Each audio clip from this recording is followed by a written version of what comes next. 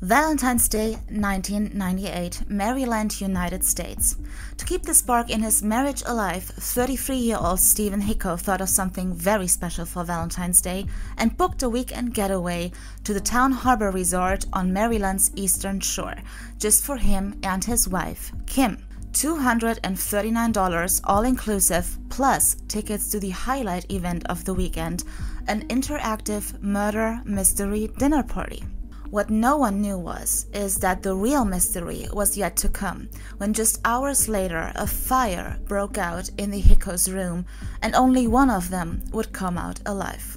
This is the True Crime Cocktail Hour, and this is the story of a murder mystery dinner party that became reality.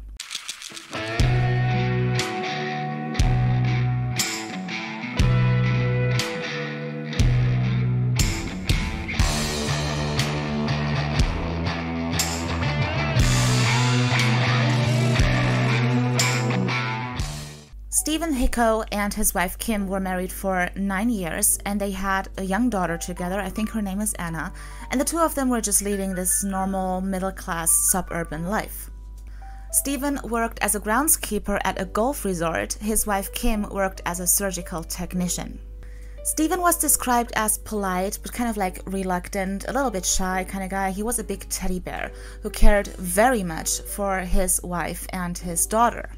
Kim, on the other hand, she was described as being more of an extrovert. She was a little bit bubbly, she had this fiery personality, she never had trouble getting to know new people. And so for Valentine's Day 1998, Stephen thought of something very special for him and his wife Kim. So he called up a friend and asked her to babysit their daughter during this weekend. He then booked a beautiful room/cabin at the town resort in Maryland and bought tickets for the interactive murder mystery dinner party. The murder mystery dinner play of that very evening was called The Bride Who Cried. 7 actors and actresses embodied the bride and groom, the parents of the bride and groom, and the best man of the groom. In the play, the groom is murdered, right before the wedding, and now it's for the guest to find out who the murderer is. So the guests were having their dinner, but they were also allowed to get up, go over to the actors, ask them questions, view the forensic evidence, and then at the end of the night give a suggestion on who they think the murderer is. So Stephen was not as interactive as his wife Kim. He preferred to just sit and watch and be entertained. Kim, on the other hand, she had the time of her life. She became like a full-blown investigator. And then at 10:30, the murder mystery dinner party was over. Just in case you want to know, the bride's mother turned out to be the murderer. Yeah, apparently the groom, the late groom, he was a mobster and he wanted to take his new wife back to Italy and continue his life of crime. And of course, the bride's mother, she couldn't allow that. Just in case you wanted to know. So after the murder mystery dinner party, Stephen and Kim went back to their room and let the evening fade. But at 1:21 a.m., Kim suddenly showed up at the resort's lobby, and she told the receptionist, quote, "I think my room is on fire and my husband is still in it," end quote. So the receptionist, he called 911 right away, and then employees of the resort, they went straight to the room to check on Stephen. Now the front door was locked, so they went to the back of the room and they were able to get access to this room through the porch door. But it seemed like it was already too late. When they opened up the door, clouds of smoke were hitting them in the face, but a fire was nowhere to be seen. Unfortunately, it was already too late for Stephen. They found his dead body lying on the bed rug right next to the right side of the bed. His body was already disfigured by the flames, and his pajama pants were pulled down to his knees. So no one knew what was going on at this point, what this whole story is about, so the police was informed and the investigation begins. So they take a look at the room, the whole scene, and they find a number of empty beer bottles, a Playboy magazine, and an opened up cigar box. One cigar was missing. Strangely enough, the rest of the room was nearly undamaged. All that the fire had destroyed was the right side of the bed and Stephen's body. So at first everything looked like an accident. Stephen, he was drunk, hence the empty beer bottles. He then lit up a cigar, fell asleep, set himself on fire, and died. Nevertheless, they decided to bring in a team of fire investigators, and they later said that the fire had started near Stephen's head, but that there were no signs of a fire accelerant. In the meantime, Kim was moved to another room, and now it was one of the investigators' uncomfortable tasks to deliver the sad news of her husband's death. But when he did so, she showed no signs of emotion, any kind of reaction. She basically went like this. And then at the same time, like, everybody kind of reacts differently to news like that, so they didn't really think much of it. So anyway, they asked her to recapture the entire evening, tell them about everything that happened up to the point when she showed up at the resort lobby. So Kim explained that after the murder mystery dinner party, Stephen and her went back to their room/cabin. Tommy Boy was on TV, and according to Kim, they had a lovely evening. Although throughout the entire evening, according to Kim, Stephen had had a couple of drinks to him, and after the movie, he wanted to get intimate with his wife. He wanted to sleep with her, but Kim wasn't really in the mood. But somehow, Stephen wouldn't accept a no, and he became very intrusive and very threatening towards her. So Kim, she just had it at this point. She just wanted to get out of the room, get out of the situation, go get some fresh air. So she walked outside, she left the room. She then got in her car, and her plan was to drive to a befriended couple who lived just nearby and spend the night there. But on the way to her friend's house, she got lost. Apparently she had no sense of orientation. I mean, same. So eventually she decided to pull the car around and drive back to the resort. Now when she got there and she walked to her room, she figured that she had forgotten this electronic card they give you to open up your door, so she couldn't get in. And then at first she thought about knocking, but just in case Stephen was already asleep, she didn't want to wake him up. So she went to the back of the room, and then when she opened up the door, smoke was hitting her in the face, and this is when she went over to the lobby and reported that a fire had broken out in her room. So then investigators wanted to find out about Stephen's alcohol intake. Now, according to Kim, he's had a bottle of champagne before dinner, a bottle of champagne during dinner, and then a couple of beers after dinner. And all of that while being on some kind of anti-depression medication. Kim also said that Stephen wasn't really of a smoker, but every time he's had a couple of drinks to himself, he would smoke a cigar here and then. From the outside looking in, her story seems to be plausible. Although investigators at this point, they were really thrown off by her reaction to her husband's death. And then the autopsy report came in, and it told a different story. First of all, if it really was an accident, okay, he fell asleep with the cigar and he set himself on fire and died, he would have died from smoke poisoning. But they found no carbon dioxide in his blood. That only leads to one conclusion. As you might know, Stephen was already dead when the fire broke out. Second of all, they found no traces of alcohol in his blood. I mean, alcohol, it degrades quickly in the blood, but still, if he was really that drunk, they would at least have found some traces of alcohol in his blood system. In addition, they also questioned the barkeeper of the murder mystery dinner party, and they were like, hey, his wife told us that he was drunk out of his mind. Can you confirm this? Like, how much did he have? And the barkeeper was like, what are you talking about? He had 1 beer. And the barkeeper was even able to prove this by showing them the bill of the Hrickos. And in fact, Stephen had just bought 2 beers, one for him and one for his wife. $5 something, 2 beers, that's it. But then the plot thickened when the friend/babysitter of their daughter Anna showed up at the police station after she heard about Stephen's death, and she had some things to tell them. Surprise, surprise, the marriage apparently wasn't going so well.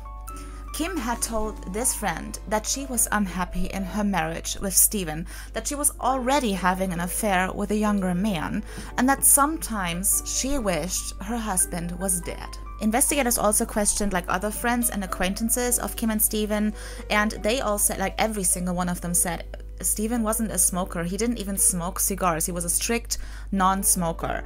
And other than that, we never witnessed him to be like intrusive, disrespectful, or threatening in any way. So that led investigators to think that maybe, just maybe, somebody else had bought the cigars and the beer bottles and the Playboy magazine. Now, luckily to them, the cigars were those of a special brand. Like, you couldn't buy this brand in any like random liquor store. So they searched the neighborhood of Stephen and Kim, trying to find stores who would sell these kinds of cigars. And they found exactly one. It was a liquor store. And this liquor store was in close proximity to the Hricko residence. So they went up to this liquor store and they asked the cashier, hey, do you recognize this woman? And she did in fact recognize Kim because of her fiery red hair, and she also recognized this to be the woman who had last bought a pack of cigars of this very brand. So over time it became clear that Stephen was a little bit more involved in the marriage than his wife. And also, like, apart from her affair, there was also a colleague of her who came forward, a colleague working at the hospital, and he told investigators that Kim had once offered him $50,000 for the murder of her husband, and that was like 3 months before his actual death. And it's a tale old as time. I mean, apparently a divorce was absolutely out of the question for Kim. First of all, it would be quite expensive. Second of all, she would have to fight for full custody. And then as a bonus, Stephen, of course, had a life insurance policy, with Kim being the beneficiary. So in the case of her husband's death, she would get the life insurance, she would get full custody of their daughter, and she would be single again and free for her side piece. So 3 birds with 1 stone. But one was still wondering how she killed him. But this colleague at the hospital, he gave investigators the ultimate clue. So he told investigators that when Kim had asked him to murder her husband, Kim had suggested to him he kill Stephen with succinylcholine. I hope I said that right. Succinylcholine, if you don't know, is a very, very strong muscle relaxant and is actually used in the field of anesthesia. But it can also cause a full muscle paralysis and, if incorrectly applied, can lead to cardiac arrest and asphyxiation. And we remember, Kim is a surgical technician working at a hospital, so she had full access to succinylcholine. She knew about its deadly side effects. And as you know, murder by poison/medication is said to be like kind of a female murder method. I mean, it's non-violent. You get advantage over like male physical strength. It's not always detectable during an autopsy, and depending on what poison or medication you use, one might not even look for it during an autopsy. And let me throw some facts at you. This is why experts suspect that there is a very high number of undetected murders, and they think it's like probably around 1,200 to 1,400 murders every year. Look, they didn't find this succinylcholine in his blood, but it wasn't really surprising because this medication degrades very, very fast in the human body. And then depending on what needle you use, you might easily overlook like a puncture point, especially if the body was set on fire. Kim at this point had no idea that investigators were onto her. She really thought she had committed the perfect murder, which is why she was kind of surprised when they suddenly showed up at her doorstep with a search warrant for her house and her car. And they were quite successful. They first of all found the life insurance policy. They found letters that she had written to her side piece and letters that her side piece had written to her. And they also found lists written by Kim. And these lists had like titles like "Things I Want Stephen to Change About Himself" or "Things I Don't Like About Stephen." And like the list had like really piddly-ass problems, really piddly-ass points. She wanted him to become more active, you know, play a sport. She wanted him to find more friends. She wanted him to help around the household more without her always requesting it. She wanted him to be less shy when meeting new people. Let the man live. Also, there was like an incident during the search of her house. Kim was present the entire time, and then eventually she excused herself and disappeared into the bathroom, where she stayed a good amount of time, too long to be honest. So at some point they broke open the door, the bathroom door, and they found her lying on the floor unconscious with an empty bottle of Xanax right next to her. But Kim was actually just dead ass asleep because the pills in the Xanax bottle were not Xanax pills. They were like mild sleeping pills, if anything. Which is why the prosecution later condemned this attempted suicide as a way for Kim to depict herself as like kind of the scorned woman, the victim, the poor young lady who just lost her husband, you know, things like that.